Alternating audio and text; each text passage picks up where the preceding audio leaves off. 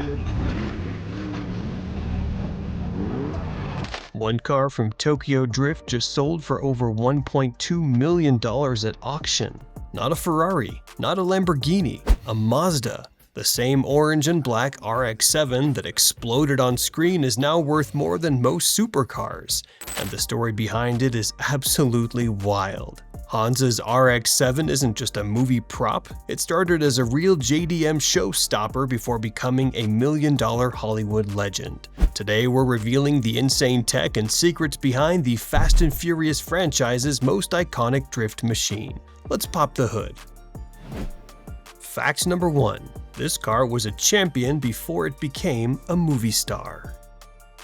Here's something most people don't know. The RX-7 you saw in Tokyo Drift wasn't built for the movie.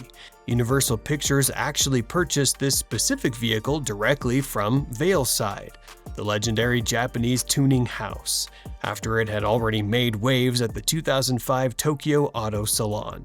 Veilside founder Hironao Yokomaku and his team had created this car specifically to showcase their Fortune wide-body kit. And it wasn't just another booth car. This thing took the Grand Prix as best of the entire show. Think about that for a second. Before this car ever appeared on a movie screen, it had already won one of the most prestigious automotive shows in the world. The level of craftsmanship that goes into winning Tokyo Auto Salon is insane. Every panel, every curve, every detail has to be absolutely perfect. When Universal's vehicle coordinator Dennis McCarthy spotted it at the show, he knew immediately this was the car for Han. But there was one problem. It was the wrong color. But before we drop into the second fact, if you want the raw truth behind the world's most legendary JDM machines, smash that subscribe button and ring the bell. Let's get into it. Fact number 2. The paint job is worth more than your car originally. This RX-7 wore a deep burgundy red and black color scheme. Beautiful, sure, but not exactly camera ready for a movie about Tokyo's underground drift scene. Universal needed something that would pop on screen, something unforgettable. The House of Color Sunset Pearl Orange PBC 31. This isn't your standard automotive paint. House of Color is legendary in the custom car world for their depth and brilliance. The painters applied multiple coats of this pearlescent orange, combined with high-gloss black accenting to create that two-tone look that became instantly iconic. The transformation took this already stunning show car and turned it into something that would burn itself into the memory of every car enthusiast who saw Tokyo Drift. That paint job alone would cost you tens of thousands to replicate today. Fact number 3. The Veilside Fortune kit changed everything. Let's talk about what makes this car so visually insane. The Veilside Fortune body kit doesn't just modify the RX-7, it completely transforms it. We're talking about adding over 200mm to the car's width. That's almost 8 inches. The standard third-generation RX-7 measures 68.9 inches wide. With the Fortune kit installed, this thing ballooned to 80 inches wide while keeping the same 168.5-inch length. The proportions are absolutely bonkers. Imagine a postage stamp on wheels. Only the roof and tailgate remain from the original Mazda design. Everything else, the front bumper, hood, fenders, side skirts, doors, rear bumper, wing, it's all Veilside. The kit includes a carbon fiber hood with integrated nostrils, massive side vents, a huge rear spoiler, and aggressive aerodynamic elements throughout. And if you wanted this kit today, you're looking at around $16,770 for the complete Fortune kit. That's just for the fiberglass unpainted, not including installation or the paintwork. Fact number 4. The heart of a Rotary legend. Pop the hood and you'll find something special.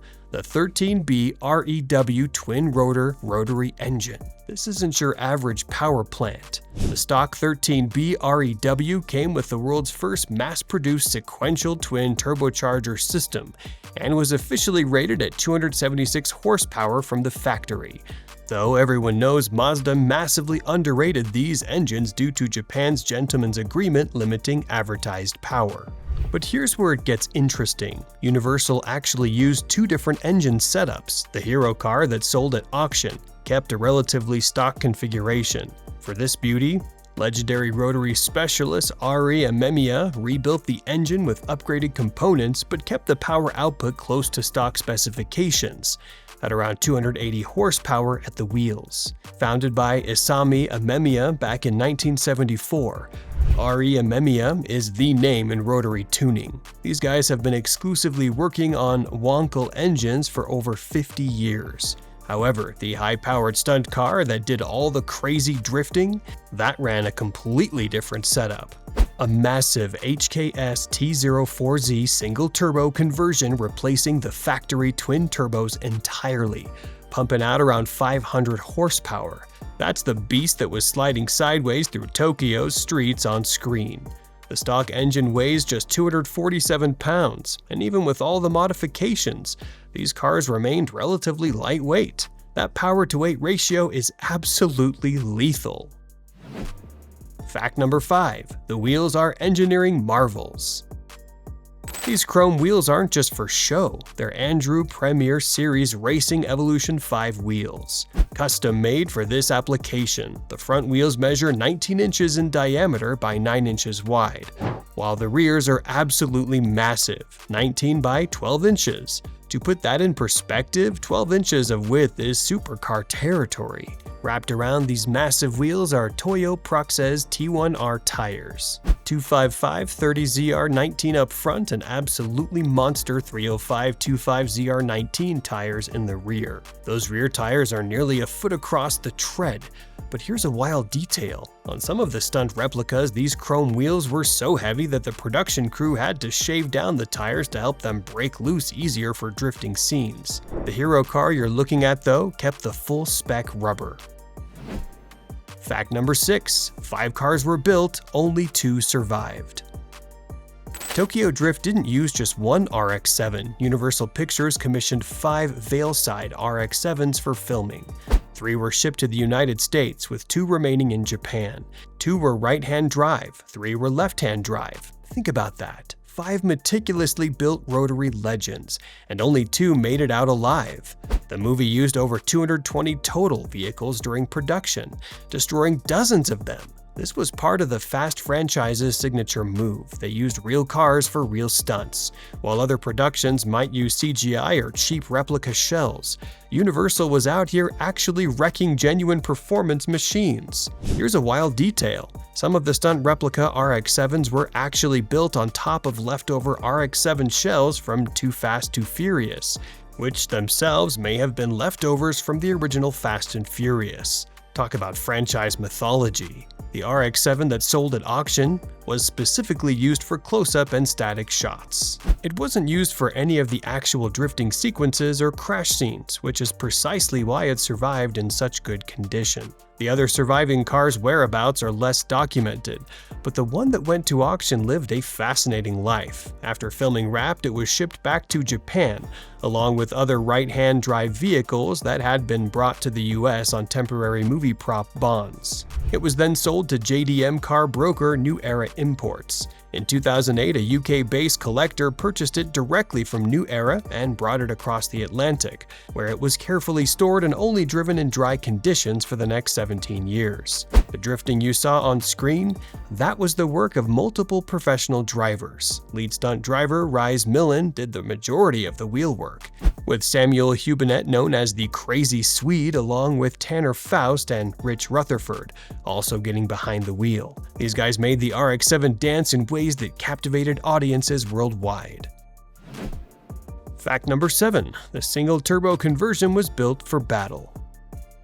Let's talk about that high-powered stunt car's turbo setup, because it's pure performance engineering. While the factory 13B REW used 2 turbochargers in a sequential system, the movie's drift machine ran something completely different, a massive HKS T04Z single-turbo kit. This conversion replaced the complex factory twin-turbo setup with one huge turbocharger designed to handle serious power. The HKS T04Z is a legend in the tuning world. It's the turbo you choose when you want big, reliable power for drifting and hard driving. Combined with Veilside's titanium exhaust system and custom intercooler piping, this setup delivered the soundtrack that rotary enthusiasts describe religiously. that high-pitched scream that builds and builds as the engine revs toward its 8,000 plus RPM redline. The result was approximately 500 horsepower at the wheels, nearly double the factory output. That's the kind of power you need to light up those massive rear tires and keep them smoking through extended drift sequences. Fact number 8. The interior is a time capsule of mid-2000s tuner culture. Slip inside and you're transported back to 2005. Veilside D1 race seats with composite shells replaced the factory chairs. The cabin features an absolutely wild combination of materials: carbon fiber, aluminum, chrome, velour, and vinyl, all competing for attention. It's very much a product of its time. More is more, baby! The audio system is particularly notable. A Sanyo ECD T1780DV head unit powers a setup that includes Alpine speakers and an 8-inch Alpine in-dash LCD monitor. In 2005, this was cutting edge. Today, it's pure nostalgia. There's also a polished NOS bottle mounted above the driveshaft tunnel. In the movie, you see it in action, but for safety reasons, it's been disconnected in the surviving cars. Those number 71 Hans production labels from Universal's crew are still visible throughout the interior, permanent reminders of this car's cinematic heritage. Fact number 9. It sold for over $1 million. In July 2025, this RX-7 went to auction at the Goodwood Festival of Speed through Bonhams. The pre-auction estimate was between £250,000 and £350,000, already wild money for a Mazda. But when the hammer finally fell, the winning bid was £911,000, which translates to $1.2 million. To put that in perspective, that's more than a brand new Ferrari 296 GTB. It's more than a Lamborghini Huracan. This Mazda, a car that originally cost around $35,000 new in 1992, just became one of the most expensive Japanese sports cars ever sold at auction.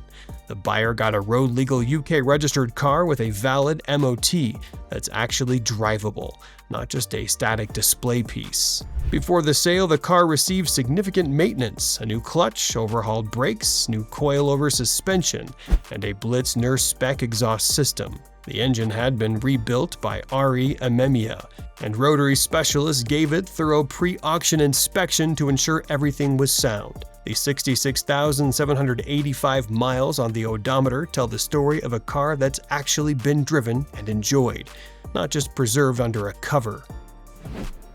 Fact number 10. Its influence changed an entire generation. Here's the thing about this car that goes beyond the specs and the auction price. It changed automotive culture. When Tokyo Drift released in 2006, it introduced mainstream audiences to drifting, JDM tuning culture, and the Mazda RX-7 in a way nothing else had. Sales of Veilside Fortune kits skyrocketed. RX-7 values began climbing. Rotary engines gained a cult following that persists to this day. The 13B became the stuff of legend. Ari Amemiya went from being a Japanese tuning shop to an internationally recognized name. The Fortune body kit became so iconic that Veilside still manufactures and sells it today.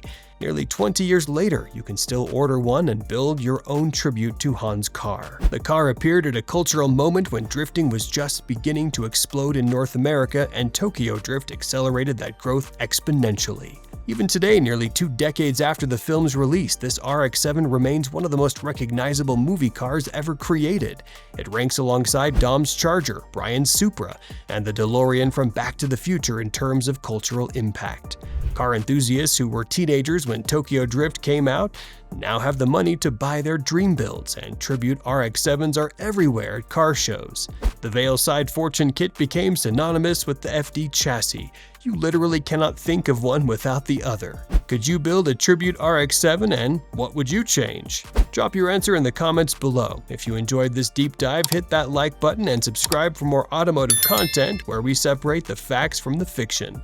Until next time, keep it sideways.